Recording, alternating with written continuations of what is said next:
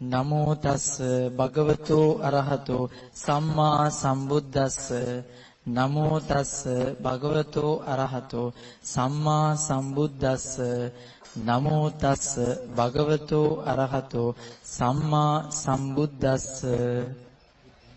සරණං ගච්ඡාමි බුද්ධං සරණං ගච්ඡාමි ධම්මං සරණං ගච්ඡාමි ධම්මං සරණං ගච්ඡාමි සංඝං සරණං ගච්ඡාමි සංඝං සරණං ගච්ඡාමි ဒုတိယံ පි බුද්ධං සරණං ගච්ඡාමි ဒုတိယံ පි බුද්ධං සරණං ගච්ඡාමි ဒုတိယံ පි ධම්මං සරණං ගච්ඡාමි ဒုတိယံ පි ධම්මං සරණං ගච්ඡාමි ဒုတိယံ පි සංඝං සරණං ගච්ඡාමි ဒုတိယံ පි සංඝං සරණං ගච්ඡාමි တတိယံ පි බුද්ධං සරණං ගච්ඡාමි တတိယံ පි බුද්ධං සරණං ගච්ඡාමි တတိယံ පි ධම්මං සරණං ගච්ඡාමි තතියම්පි ධම්මං සරණං ගච්ඡාමි တတိယံ පි සංඝං සරණං ගච්ඡාමි තතියම්පි සංඝං සරණං ගච්ඡාමි සරණාගමනං සම්පූර්ණං ආමබන්තේ පාණාතිපාතා වේරමණී සික්ඛාපදං සමාදියාමි ආනාතිපාතා වේරමණී සික්ඛාපදං සමාදියාමි අදින්නාදාන වේරමණී සික්ඛාපදං සමාදියාමි අදින්නාදාන වේරමණී සික්ඛාපදං සමාදියාමි කාමේසු මිච්ඡාචාරා වේරමණී සික්ඛාපදං සමාදියාමි කාමේසු මිච්ඡාචාරා වේරමණී සික්ඛාපදං සමාදියාමි මුසාවාදා වේරමණී සික්ඛාපදං සමාදියාමි සාවාදා වේරමණී සික්ඛාපදං සමාදියාමි සුරාමේරය මජ්ජපමා දට්ඨානා වේරමණී සික්ඛාපදං සමාදියාමි සුරාමේරය මජ්ජපමා දට්ඨානා වේරමණී සික්ඛාපදං සමාදියාමි තිසරණේන සද්දින් පංචශීලං ධම්මං සාදුකං සුරක්ෂිතං කତ୍වා අප්පමාදේන සම්පාදේ තබ්බං ආමබන්තේ සාදු සාදු සාදු සමන්ත චක්කවාලේසු අත්‍රා ගච්ඡන්තු දේවතා සද්ධම්මං මුනි රාජස් සුනන්තු සග්ග මොක්ඛදං ධම්ම ශ්‍රවණ කාලෝ අයං භදංතා ධම්ම ශ්‍රවණ කාලෝ අයං භදංතා ධම්ම ශ්‍රවණ කාලෝ අයං භදංතා සාදු සාදු සාදු නමෝ තස් භගවතු අරහතෝ සම්මා සම්බුද්දස්ස නමෝ තස් භගවතු අරහතෝ සම්මා සම්බුද්දස්ස නමෝ තස් භගවතු අරහතෝ සම්මා සම්බුද්දස්ස සාදු සබ්බේ සංඛාරා නිච්ඡාති යදා පඤ්ඤාය පස්සති අත නිබ්බින්දති දුක්ඛේ සමග්ගෝ සුද්ධියා සාදු සදා බුද්ධ සම්පන්න පින්වත්නි නිර්වාණ මාර්ගය උපදවා ගැනීම සඳහා කළ යුතු නොකළ යුතු දේ පිළිබඳව සාකච්ඡා කෙරෙන බොහෝ ශාස්ත්‍රීය කරුණු නෙවෙයි ප්‍රායෝගිකව අපි ධර්මාවබෝධය සඳහා කුමක් කළ යුතුද කියන එක සාකච්ඡා කෙරෙන ධර්මදේශනා මාලාව තමයි නිවන් මඟ ධර්මදේශනා මාලාව කියලා කියන්නේ. මේ ධර්මදේශනා මාලාවේ අපේ අරමුණු කරන්නෙම අපි අපේ ජීවිතය පිළිබඳ විනිශ්චයක් ඇති කරගන්න මොකක්ද මේ කරන්නේ කියලා ඒ කරන දේවල් වලින් තියෙන අර්ථය විමසලා කළ යුතු දේ නොකළ යුතු දේ විමසා බැලීම බුදුරජාණන් වහන්සේ දේශනා කරපු ආකාරයට. පින්වත්නි හැම කෙනෙක්ම දන්නවා මේ ලෝකය නිත්‍ය වශයෙන් නැහැ කියලා. වෙනස් වෙනවා කියලා දන්නවා. හැම නිමේෂයකම මේ වෙනස් වීම සිද්ධ වෙමින් තියෙන බව අපිට තේරෙනවා. ඒ වගේම යම් දෙයක් නිත්‍ය වශයෙන් ගත්තොත් එක දිගට තියෙනවා කියන අදහස් ඇතුව ජීවත් වුණොත් ඒවා වෙනස් වෙනකොට මහා දුක්ඛ ස්කන්ධයක් ඇති වෙනවා. යමක් වෙනස් වෙනවා නම් වෙනස් වෙන ස්වභාවය තියෙනවා නම් ඒක එහෙමනම් සතුටට හේතු වෙන දෙයක් නෙවෙයි. කෙනෙක් කිය වෙනස් වෙන එක සැපයක් නේ, තුවාලයක් අසනීපයක් තිබ්බහම ඒක දිගටම තිබ්බොත් කරදරයි නේ කියලා ඇත්ත. නමුත් හොඳ තත්ත්වයට උපරිම තත්ත්වයට වෙනස් වුණත් නැවත ඒක පෙරලෙන ස්වභාවය, වෙනත් ස්වභාවයකටපත් වෙන විපරිණාම වෙන ස්වභාවය, අන්‍ය ස්වභාවයකටපත් වෙන ස්වභාවය තියෙන හින්දා දුක්ඛිතයි.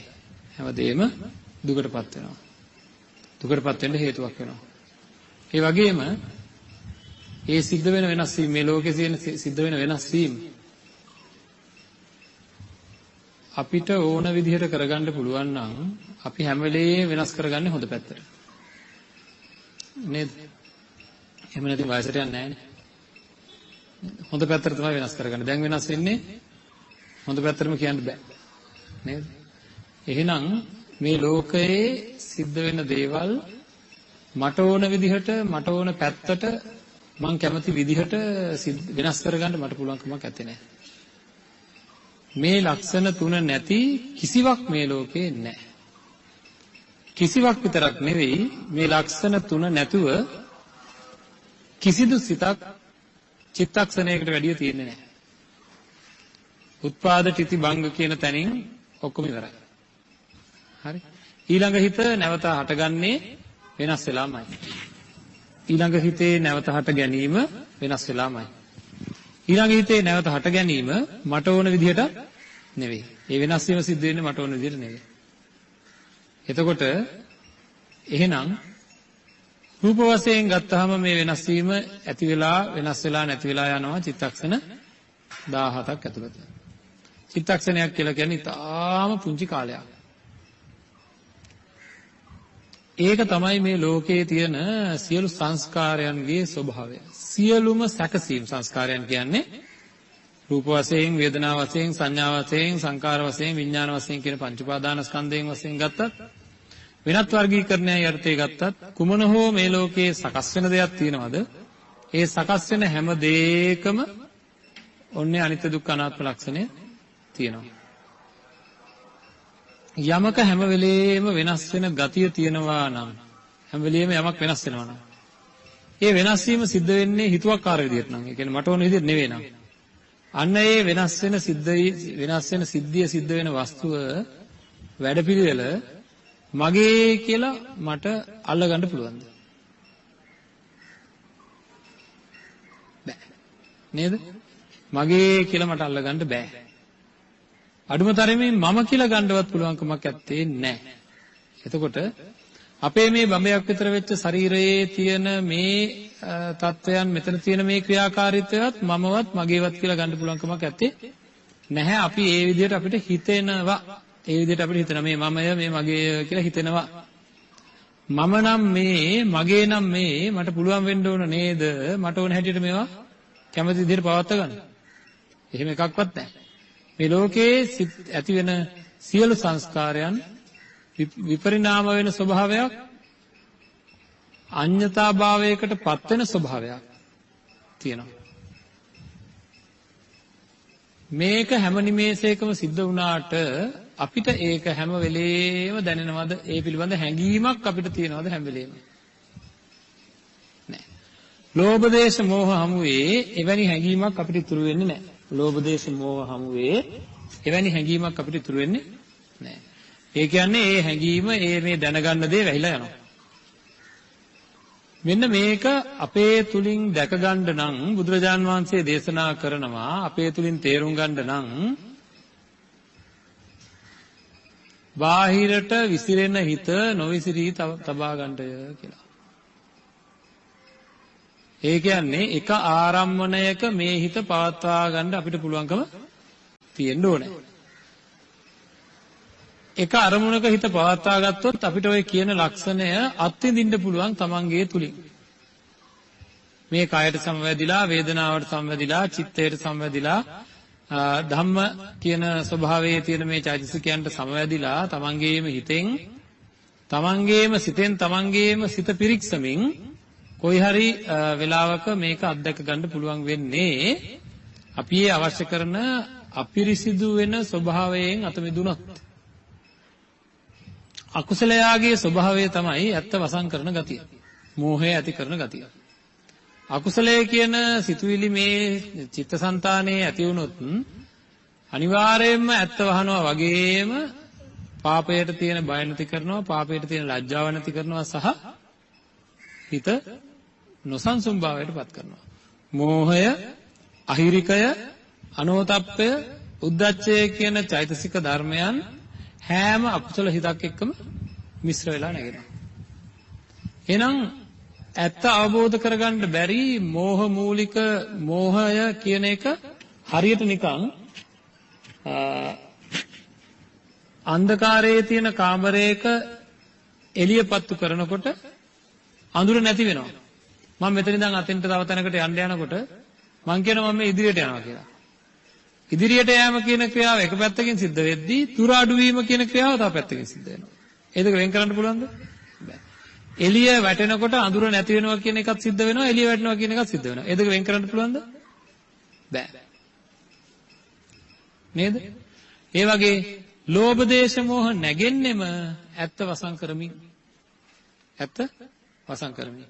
එහෙනම් කාමචන්ද ව්‍යාපාද තීන මිද්ද උද්ධච්ච කුක්කුච්ච ආදී අකුසල ධර්මයන් මගේ හිත තුල නැගෙනවා නම් නීවරණ වශයෙන් නැත්නම් වෙනත් ලමු අකුසල දහම් මගේ හිතේ මොන හරි කාරණාවක් උඩ මොනියම් හෝ ආකාරයකින් නැගෙනකොට මට මොකද වෙන්නේ? ඇත්ත වැහෙනවා. ඇත්ත වැහෙනවා. එක මොහොතක කියලාත් නැහැ. එහෙනම් මම ඇත්ත අවබෝධ කරගන්න නම් ඇත්ත තේරුම් ගන්න නම් කිසිදු අකුසලයට මාත්‍රයකවත් වෙනසක් නොදී තියාගන්න පුළුවන්කම තියෙන්න වෙනවද නැද්ද? මගේ හිත ආරක්ෂා කරගන්න වෙනවා. කිසිදු අකුසලයකට මාත්‍රාවක්වත් ඉඩ දෙන්නේ නැතුව ඇත්ත මතු කරගන්න නම්. හරිද? ඇත්ත මතු කරගන්න නම් කිසිම අකුසලයකට මාත්‍රාවක්වත් ඉඩ නොදී තියාගන්න ඕනේ. ඒ தත්ත්වයට අපි ක්‍රමානුකූලව අපේ సంతානය ගන්න ඕනේ. හරි? මේ ලෝකයේ තියෙනවා ඇති වෙනවා නැති වෙනවා කියලා අපි දැන් කතා කරපු මේ හිතක් කියනකම් මේ බලන්න. මේ මොහොතේ මට ඇති වෙන හිත ඊළඟ මොහොතේ වෙන එකක්. ඊළඟ මොහොතේ තව එකක්. ඊළඟ මොහොතේ තව එකක්. ඒක අත්දකින්නවද? ඒක තේරෙනව නේද අපිට? මේ ෂණයක ඇති වෙන හිත නේ තව චුට්ටකින්. තව චුට්ටකින් තියෙන වෙන එකක්. එහෙනම් හිතේ තියෙන ස්වභාවය තමයි හැම වෙලෙම ඇති වෙනවා නැති වෙනවා. ඇති වෙනවා නැති වෙනවා. ඇති වෙනවා නැති වෙනවා. මෙන්න මේ ඇතිවීම නැතිවීම අපිට මේ නාම කොටසේ තියෙන ක්‍රියාකාරීත්වයක් විදිහට දැනෙනවා. නාම කොටසේ කියලා කියන්නේ මේ සිත් වේලියේ දැන් අපි හිතමුකෝ මේක අපි තේරුම් ගන්න ඕන චුට්ටක්. ඇති වෙනවා නැති වෙනවා හිතක්. ඇති වෙනවා නැති වෙනවා හිතක්. මේ මොනවත් ඉතුරු කරලාද ඇති වෙන්නේ මොකක් හරි ඉතුරු නොකරමද නැති වෙන්නේ? සිතක් ඇති වෙලා නැති වෙන්නේ මොන හරි ඉතුරු කරලාද?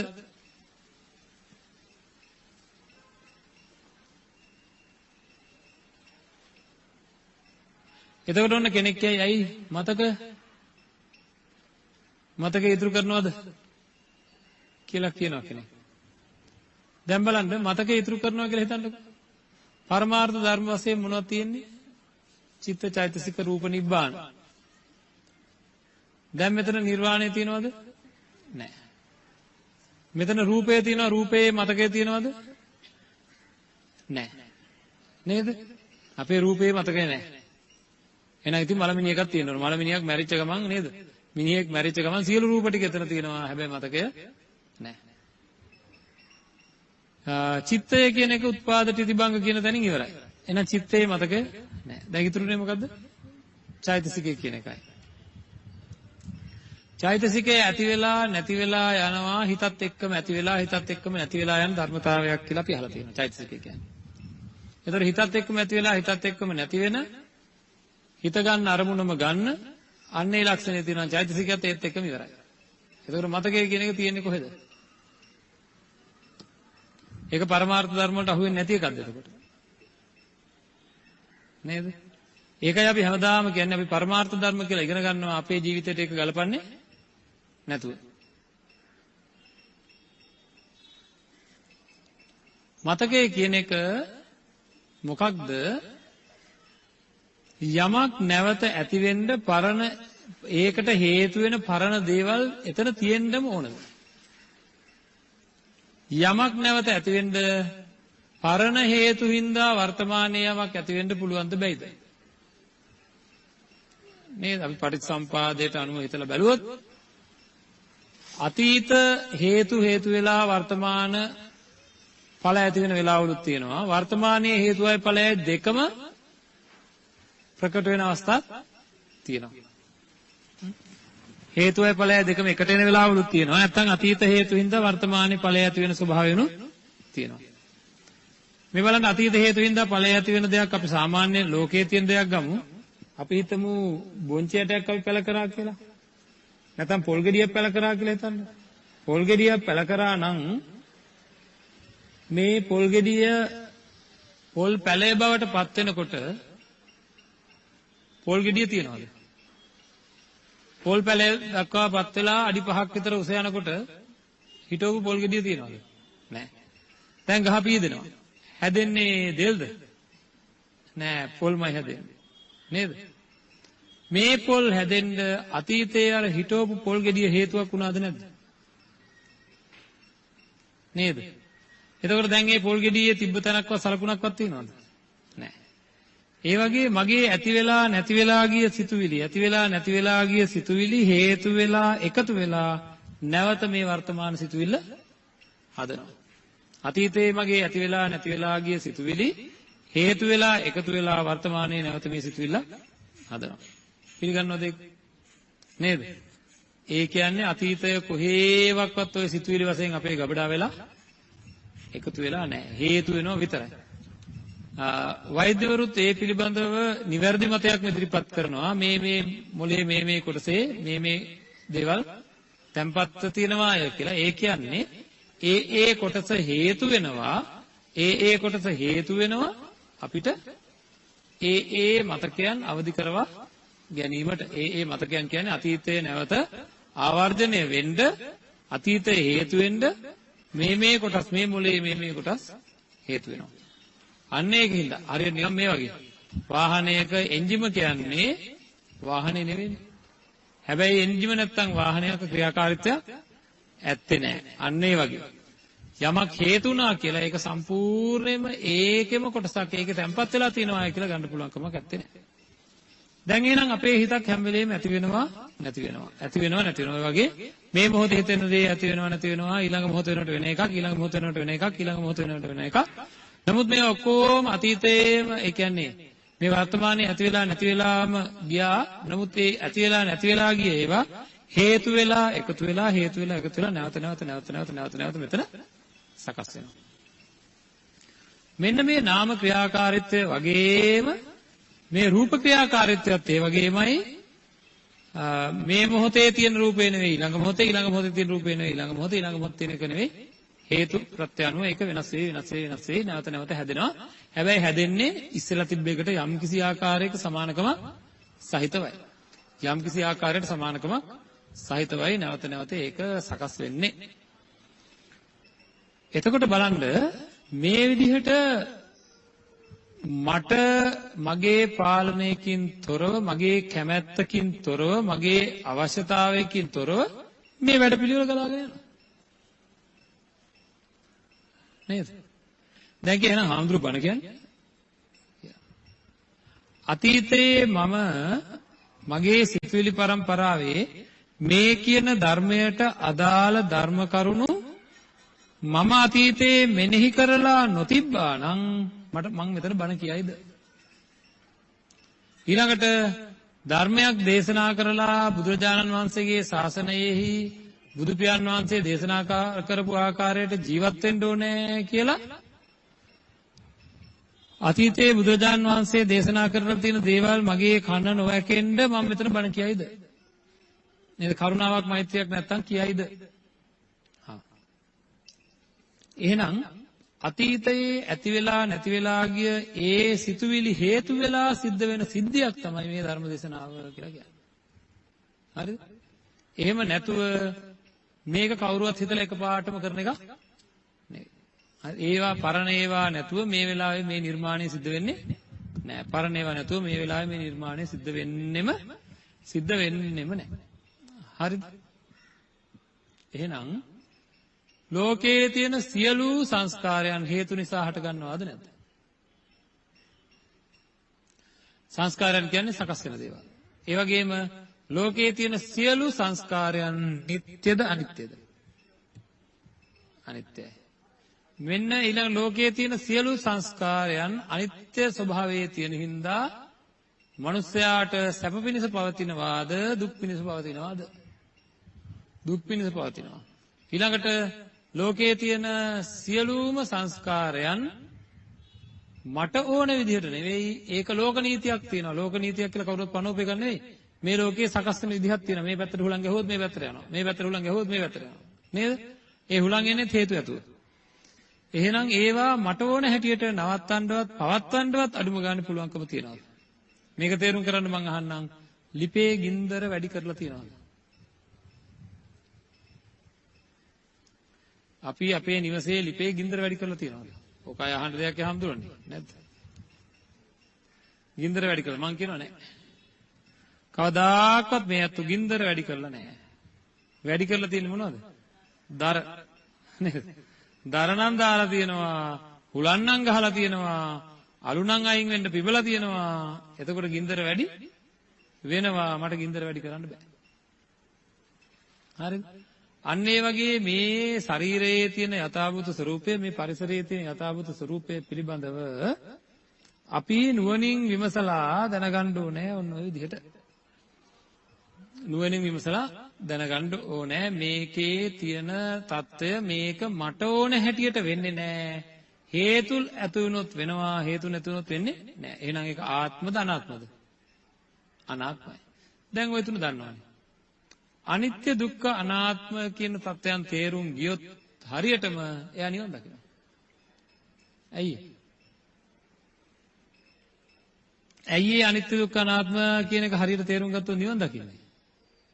මේ ලෝකේ එයාට ඇලෙන්න තැන නෑ. ලෝකය අනිත්‍ය නම්, ලෝකය දුකයි නම්, ලෝකය අනාත්මයි නම් Tamanට හරියටම වැටහුනොත්, Tamanට මේ ක්‍රියාකාරීත්වය පිළිබඳව හරියටම වැටහුනොත් ආය ලෝභ දේශ මොහ උපදින්නේ නෑ. ලෝභ දේශ මොහ උපදින්නේ නෑ. මේකේ තියෙන මේ සත්‍ය ස්වභාවය අපි හරියට දැක්කොත් ආය කවදාකවත් ලෝභ දේශ මොහ උපදින්නේ නෑ. උපදින ස්වභාවයම නැති වෙලා යනවා. දැක්කොත් නැති වෙලා යනවා.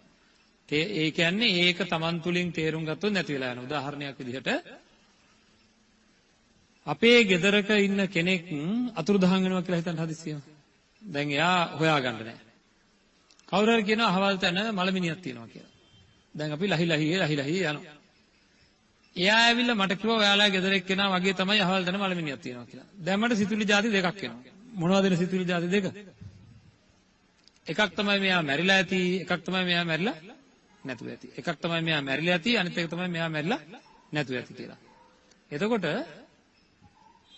මේන සිතුවිලි ಜಾති දෙකෙන් මම දැන් යනවා ඔන්න අන්තිමට මේ මృత ශරීරයේ තියෙන තැනට. දැන් අපි තුමු මුණින් අතර දාලා ඉන්නවා. ඒත් මට හිතෙනවා මෙයා වෙන්න ඇති නොවෙන්න ඇති කියලා. අන්තිමට මම කොයිලා හරි මේක අනිත් පැත්ත හරවලා බලනවා. බලනකොට මේ මූණ දකින්නකොට මම අඳුන ගන්නවා මේ අපේ කෙනා තමයි කියලා. අන්න ඒ අඳුනගත්තේ එක හිතකින්ද හිත පෙළියකින්ද? නැත්නම් හිත ගොඩකින්ද? නෑ අන්තිමටම තේරුම් ගත්තේ සිත් ගොඩක උදව්වෙන්. නේද? ඇඳගෙන හිටිය පාට, පරණ වෙච්ච දේවල්, ඒ කියන්නේ පරණ යාගේ ස්වභාවයන්, ඒ ඔක්කොම පරණ සිතුවිලි, ඒ ඔක්කොම හේතු වෙලා එක හිතකින් මම එක ෂණයක මම මේ අපේ නිවසේ කෙනා තමයි කියලා හඳුනාගත්තා. දැකගත්තා. මෙන්න මේ හඳුනා ගැනීම සිද්ධ වුණාද? අන්න ඒ හඳුනා ගැනීමේ සිත පහළ වුණාද? අන්න ඒකට පස්සේ කිසිම එක සිතක්වත් මෙයා ජීවතුන් අතර ඉන්නවා කියන සිතුවිල්ලක් අපිට එනවද? බලෙන්වත් කවුරු හරි පීයක් මෙතන තියලා කියනවා අර මැරිලා නැහැ කියලා හිතන්න. කියන්න නෙවෙයි හිතන්න කියනවා. නේද? එහෙනම් මගේ හිත නම් එහෙම පුළුවන් වෙන්න ඕනේ. නේද? මගේ හිත නම් මට ඕන විදිහට හිතවන්න පුළුවන් වෙන්න ඕනේ. නෑ ඒක සිද්ධ වෙන්නේ නෑ. ඇයි අපි ස්ථීර වශයෙන්ම දැනගත්ත හින්දා. ආන්ගේ දැක ගන්නවා වාගේ මේ නාම රූප પરම්පරාව මගේ මේ සිද්ධ වෙන ක්‍රියාවලිය, අනුන්ගේ සිද්ධ වෙන ක්‍රියාවලිය. මෙතන නාම પરම්පරාවක්, රූප પરම්පරාවක් තියෙනවා මේ ශරීරය ආශ්‍රය කරගෙන. අන්න ඒ තියෙන නාම රූප પરම්පරාව ඒ නාම රූප පරම්පරාවෙහි තියෙන සත්‍ය ස්වභාවය මගේ හිතෙන්ම මම දැකගත්තොත් ඒකේ සත්‍ය ස්වභාවය මේ ශරීරයේ තියෙන සත්‍ය ස්වභාවය වේදනාවන්හි තියෙන සත්‍ය ස්වභාවය චිත්තයේ තියෙන සත්‍ය ස්වභාවය ධර්මයන් වල තියෙන සත්‍ය ස්වභාවය අපේ චිත්තසංතාණයෙන් අපි දැකගත්තොත් ආය කවදාක්වත් මේ සංස්කාරයන් විසෙහි ලෝභ දේශ මෝහ ඇති වෙන්නේ නැහැ. ඒ කියන්නේ දරුවෙක්වත් තරහකාරයෙක්වත් ඔක්කොම අහෝසි වෙනවා. එහෙනම් අන්න එතෙන්ට මේක දැක ගැනීම සඳහා වූ වැඩපිළිවෙල තමයි අපි හැකියක්මනින් ආරම්භ කරගන්න ඕනේ. මොකද මේක අපි හරියට තේරුම් ගන්න ඕනේ. මේ සඳහා අපේ හිත අපිට මේ ලැබිලා තියෙන හිත ක්‍රමානුකූලව ටික බාහිර පරිසරයට තියෙන මේ අවධානයෙන් අඩු කරන්න ඕනේ. අඩු කරලා මොකද කරන්න ඕනේ? එක තැනකට මේ හිත එක අරමුණකට එක තැනකට කිව්වේ එක අරමුණක් ගත වෙන විදිහට මේ හිත සකස් කරගන්න ඕනේ. සකස් කරගන්න අතරවාරයේදී කිසිදු අකුසලයකට වටෙන් පිටින් එන්න දෙන්නේ නැතුව තියාගන්න ඕනේ. එතකොට අපිට කොයි වෙලාවෙ හරි අකුසලයක් ඇත්ත වැහෙනවා. ඒ පිළිකාජනකය අකුසලයේ කියන පිළිකාජනකය මේක සකස් වෙන්න දෙන්නේ නැතුව මොකද කරන්න ඕනේ? නිවැරදිව මේ ඇතුළේ තේරුම් ගැනීම සඳහා වෙන වැඩපිළිවෙලෙහි මම යෙදිලා ඉන්න ඕනේ. ඒක එක දිගට වෙන්න ඕනේ. කිසිදු තැනකදී අපිරිසිදුභාවයටපත් වෙන්නේ නැතුව. එතකොට අපිට අපේ තුලින් අපිව දැක ගන්න පුළුවන්කම ලැබෙනවා. හොඳයි. එහෙනම් ඉතින් ඒක කරන්න. කිව්වහම තමයි ප්‍රශ්නේ තියෙන්නේ. නේද? මෙතෙන්ට මම ළඟා වෙන්නේ කොහොමද? අපි අහලා තියෙනවා නව මහා විදර්ශනාවන් ගැන. මේ නව මහා විදර්ශනාවන් වලට ඉස්සෙල්ලා පූර්ව වශයෙන් අපි ඇති කරගත යුතු ඥානයන් තියෙනවා. ඒකෙන් එක ප්‍රධාන මූලික දැනුමක් තමයි නාම රූප පරිච්ඡේද ඥානය. ඒ කියන්නේ මේ අපේ මේ තියෙන සම්පූර්ණ ශරීරය සහ නාම කොටස රූප කොටස සහ නාම කොටස කියන දෙක අපි හැම වෙලේම එකක් කොට ඝණයක් කොට සන්තතියක් කොට දැකගෙන තියෙනවා. මේ වෙනකොට අපි දන්නවා එක දිගට පවතින දෙයක් කියලා නාම රූප පරම්පරාව කියන එක දිගට පවතින දෙයක් කියලා අපි මේ වෙනකොට අපිට තේරෙන විදිය. මෙන්න මේ එක දිගට පවතින සන්තතියක් කියලා කියන එක බෙදා ගැනීම සඳහා මේ පිළිබඳ අවධානය යොමු කරගන්න ඕනේ. ඒ අවධානය යොමු කරලා බාහිර පරිසරයට සීලයෙන් තමන්ගේ ඉන්ද්‍රිය සංවරය ඇති කරගනිමින් ආහාරයේ මාත්‍රාඥතාවය ඇති කරගනිමින් ක්‍රමානුකූලව අකණ්ඩව අචිද්දව අකල්මාසව බුජිස්සව විඤ්ඤුප්පසත්තවාදී වශයෙන් රැකපු සීලය අමාරුවෙන් හරි රැකපු සීලයෙන් තමන්ගේ ඇතුලෙන් එන මහා වේගය ත්‍යාගශීලී භාවයෙන් විශේෂයෙන්ම ජීවත් වෙනකොට දානමය පුණ්‍ය කර්මයන් ධර්ම දානමය පුණ්‍ය කර්මයන් ඒ විතරක් නෙවෙයි බොහෝම ත්‍යාගශීලී සිත් වලින් බොහෝ දේ අතහැරලා වාසය කරපු ඇත්තන්ට ඉක්මනට මේ හිත එකඟ වෙනවා. හරි? සමතේ වඩනායට ඉක්මනට මේ හිත එකඟ වෙනවා. විදර්ශනා වඩනවා නම් ඒ ඇත්තන්ට එකඟ වෙනවා. අන්න එහෙම හොඳින් හිත එකඟ කරගෙන මොකද අපි කරන්න ඕනේ? තමන්ගේ ශරීරයට සමවැදිලා මෙහි වැඩපිළිවෙල ක්‍රියාකාරීත්වය හිමින් සැරේ හඳුන ගන්නවා. හරිද? මොකෙන්ද හඳුනගන්නේ? තමන්ගේම සිතෙන්. තමන්ගේම හිතෙන්ම තමයි තමන් මේක හඳුනගන්නේ. එතකොට තමන්ගේම හිතෙන් හඳුනා ගන්නා වූ මේ ස්වභාවය ඒ හඳුනා ගන්න නම් තමන්ගේ හිත ඒකාග්‍රභාවයකට පත් වෙන්න ඕන. අරකට සමවැදිලා ඒකේ තියෙන ඇත්ත තත්ත්වය හොයාගන්න. ඒ සඳහා අපි මොකද කරන්න ඕනේ? මේක පුරුදු පුහුණු කරන්න ඕනේ. ඒක අරමුණකට එන්න. දැනට අපි සීලය ගැන ඉන්ද්‍රිය සංවරය ගැන ආදී වශයෙන් කතා කරා. ඒවා එක දිගට පුහුණු කරන්නේ නැතුව මේ ගමන උඩට එන්න බෑ. කිජුව කෑමෙන් නොයෙකුත් දැඩි ලෝභයෙන් වාසය කිරීමෙන් භවභෝග සම්පත් කෙරෙහි ඇලීමෙන් දැඩිව ඇලීමෙන් ඒ වගේම දැකීමේ ආසාවේ අඩුවක් නැතුව ඇසීමේ ආසාව අඩුවක් නැතුව අල්ලාප සල්ලාපේ යෙදීමෙන් සිටින අවස්ථාවන් පිළිබඳව දැඩි ලෝභයකින් වාසය කරනකොට අපිට මේ වගේ එවැනි තත්ත්වයන් යටතේ වාසය කරනකොට අපිට මේවා ඉස්සරහට ගන්න පුළුවන් කමක් නැත්තේ නෑ. ඉතින් ඒ වයින් සංවර වෙලා ප්‍රාතිමෝක්ෂ සංවර සීලයෙන්, ඉන්ද්‍රිය සංවර සීලයෙන්, ආජීව පාරිශුද්ධ සීලයෙන් ආදී වශයෙන් හොඳට හැම පැත්තෙම සංවර වෙලා මොකද කරන්න ඕනේ? තමන්ගේ භාවනාව ඉදිරියට වර්ධනය කරගෙන යන්න ඕන. භාවනානුයෝගියෙක් විදිහට ගුරුවරයෙක්ගේ උපදෙස් ඇතුව අන්න එහෙම උපදෙස් ඇතුව භාවනා කරගෙන යනකොට මොකද වෙන්න ඕනේ? යම් කලකදී ඇතිවීම නැතිවීම ප්‍රකටව පේන මේවා අපි පස්සේ ආය සාකච්ඡා කරනවා.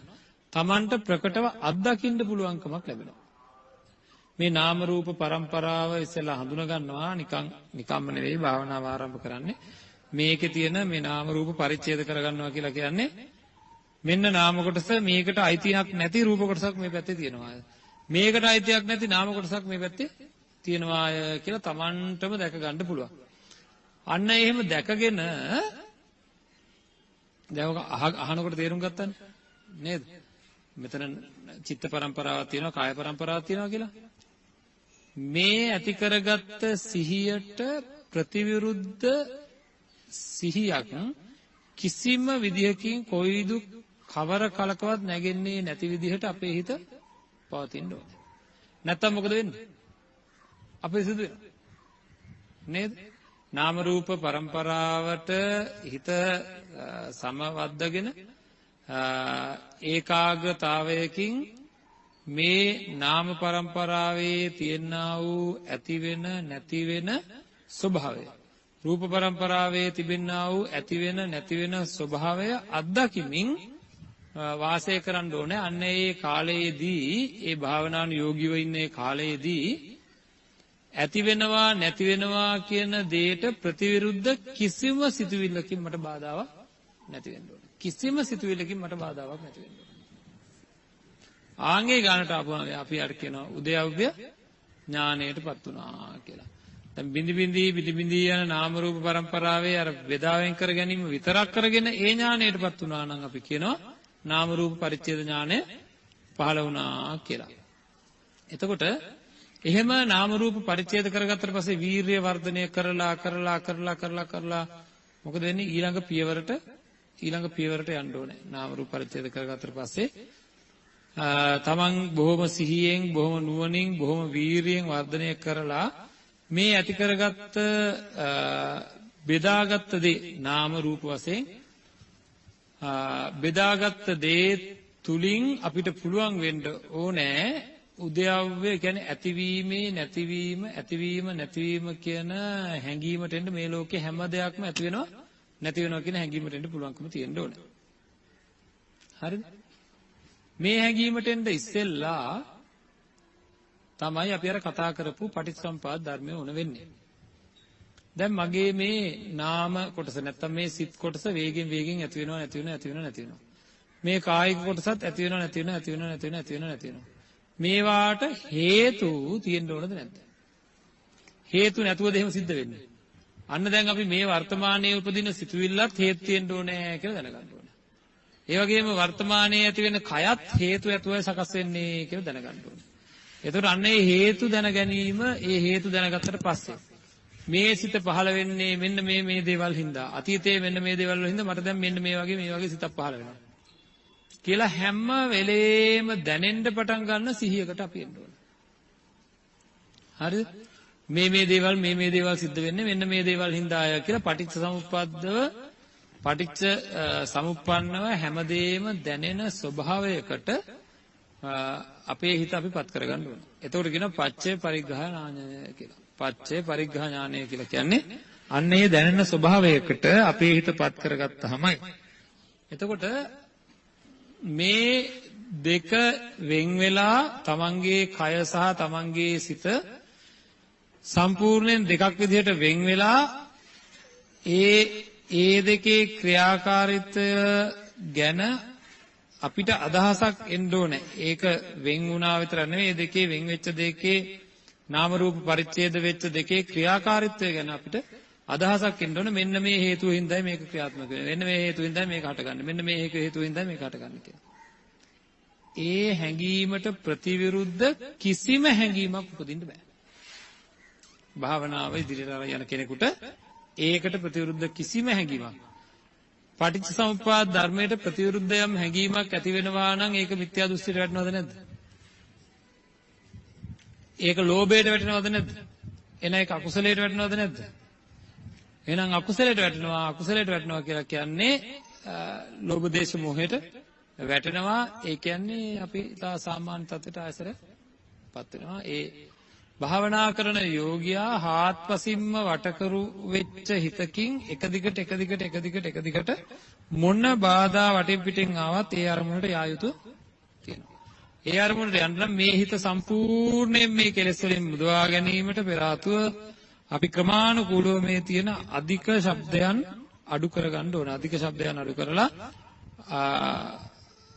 හිමින් බොහොම Tamanට ඒවයින් එන බාධාවල් අයින් කරලා බොහොම ක්‍රමානුකූලව හිත ඒ අරමුණ කරා අරගෙන යන්න ඕනේ. හරි? එතකොට මේ යෝගී තැනැත්තා තමන්ගේ පැත්තෙන් මෙන්න මේ හේතුන් නිසාවෙන්ම ඇති වෙනවා. මේ හේතුන් නිසාවෙන්ම ඇති වෙනවා කියන සිහියෙන්ම හැම නිමේෂයකම වාසය කරන්න ඕනේ. එහෙම නැති අවස්ථාවක් නැති තරම්. එහෙම නැති අවස්ථාවක් ඒ හැඟීම නැති අවස්ථාවක් නැති තරම් වෙන්න ඕනේ ඒ සිහිය පවත්වා ගැනීම. හරි. එහෙමනම් මේක භාවනාවෙන් කරන්න ඕන දෙයක් නේද? ඔය විදිහටම ඊළඟට එනවා අපිට සම්මර්ෂණ ඥානය කියලා එකක්.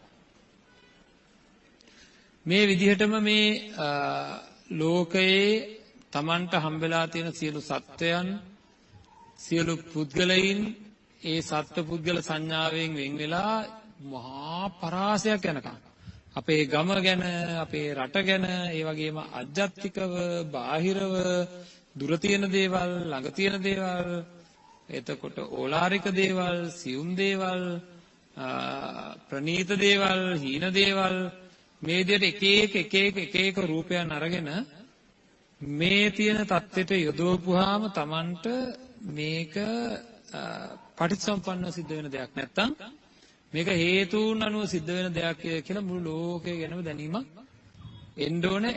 එතකොට ඒක විශාල පරාසයක පැතිරෙන්න ඕනේ.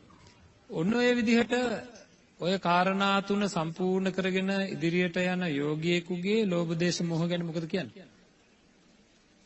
ගොඩක් අඩුයි.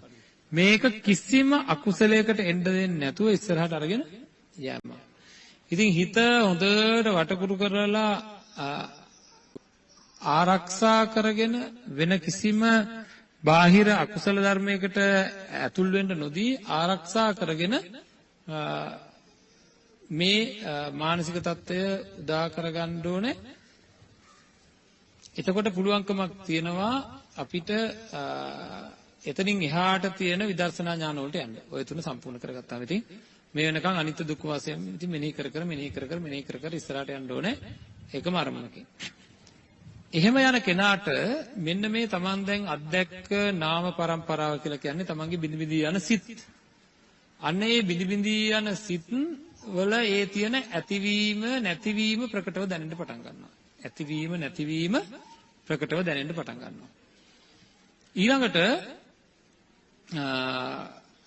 ඒ කයේ නැත්නම් නාම කොටසේ නෙවෙයි අරූපී කොටසේත් ඇතිවීම නැතිවීම තමන්ගේ හිතට ප්‍රකටව දැනෙන්න පටන් ගන්නවා.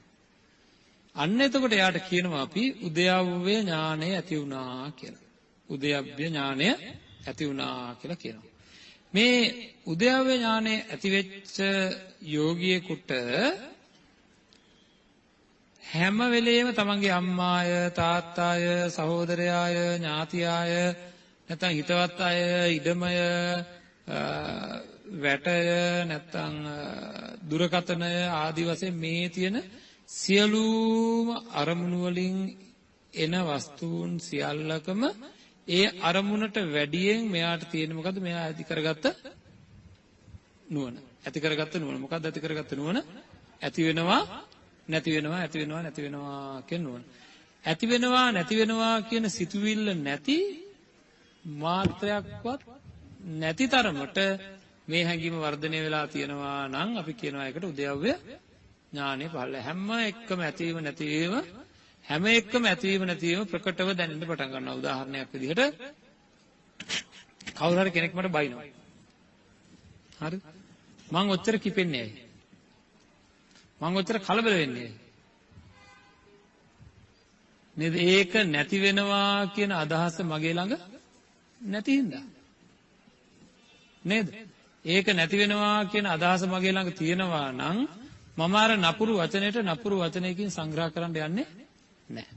නපුරු වචනයකින් සංග්‍රහ කරන්න යවෙන්නේ නැහැ. ඇත්තටම යන්නේ නැහැ නෙවෙයි. යවෙන්නේ නැහැ. මොකද ඕවා ඔක්කොම නැති වෙලා යන දේවල් කියලා දන්නේ හින්දා. ඔක්කොම නැති වෙලා යන දේවල් කියලා දන්නේ හින්දා. ඉතින් මෙන්න මේ විදිහට හිමින් සැරේ උද්‍යව්‍ය ඥාණයට එන්න ඕනේ. උද්‍යව්‍ය ඥාණයට ආපු කෙනෙකුට මේ නාම රූප පරම්පරාවේ ඇතිවීම නැතිවීම අත්දක ගන්න පුළුවන්කමක් තියෙනවා. ඇතිවීම නැතිවීම ඇතිවීම නැතිවීම. මේ විදිහට තව ඉස්සරහට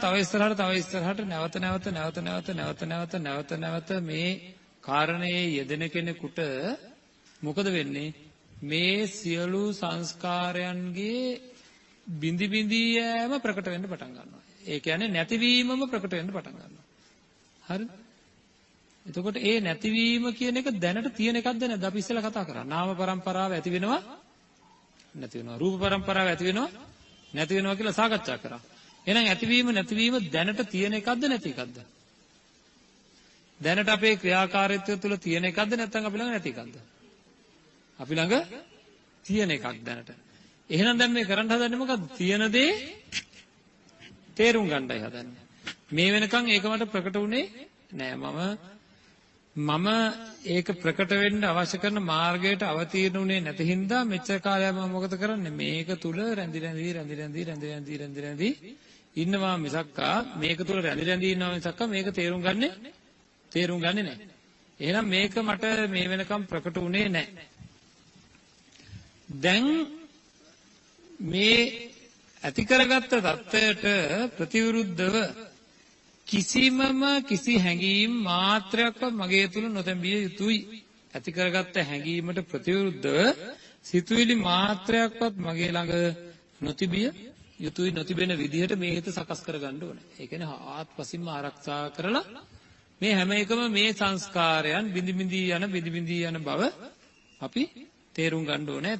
ඇතුළෙන්ම තේරුම් ගත යුතු තියෙනවා. ඉතින් මේ විදිහට මේකට කියනවා මොකද්ද? බංගානුපස්සනා ඥානය කියලා. දැනට කොහොමද දන්නේ බිඳි බිඳි යන ගතිය දැනෙන හැටි? නේද? හැම වෙලෙම දැනෙන්න ඕන එක දැනට සතියකට එක සැරයක්. අඩුම තරමින් සතියකට එක සැරයක්. නේද? අඩුම තරමින් මාසයකට සැරයක්. නේද? මේ බිඳි බිඳි යන ස්වરૂපය අත්දකින්න ඕන අපි Taman තුලින් තේරුම් ගන්න ඕනේ.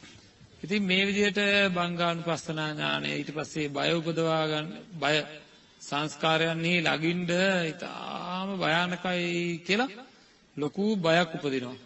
ඊළඟට මේ සංස්කාරයේ ළඟ ගැනීමේ තියෙන භයානකම මොකද? පිළිසරණක් ඇත්තේ නෑ කියලා අපිට දැනෙනවා.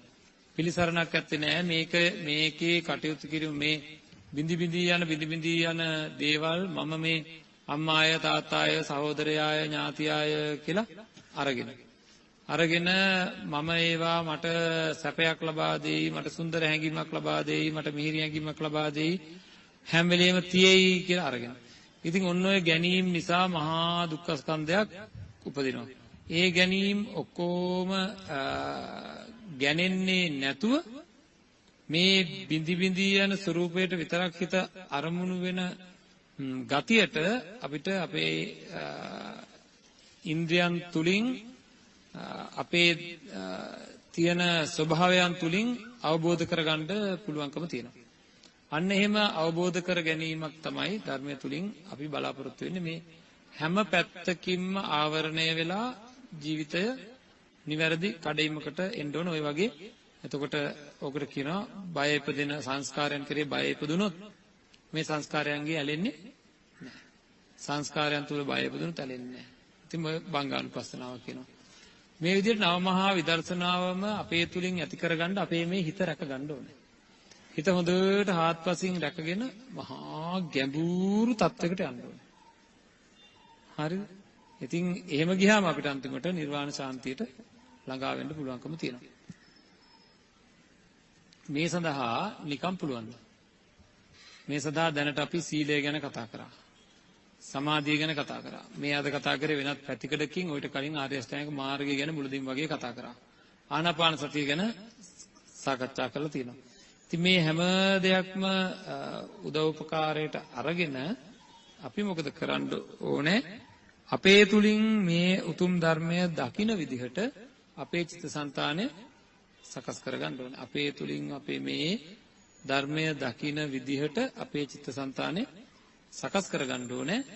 එතකොට අපිට මේ සඳහා හිත රැක ගැනීම සඳහා තියෙන වැඩපිළිවෙල සාකච්ඡාවට ගන්න පුළුවන් ඉදිරියේදී.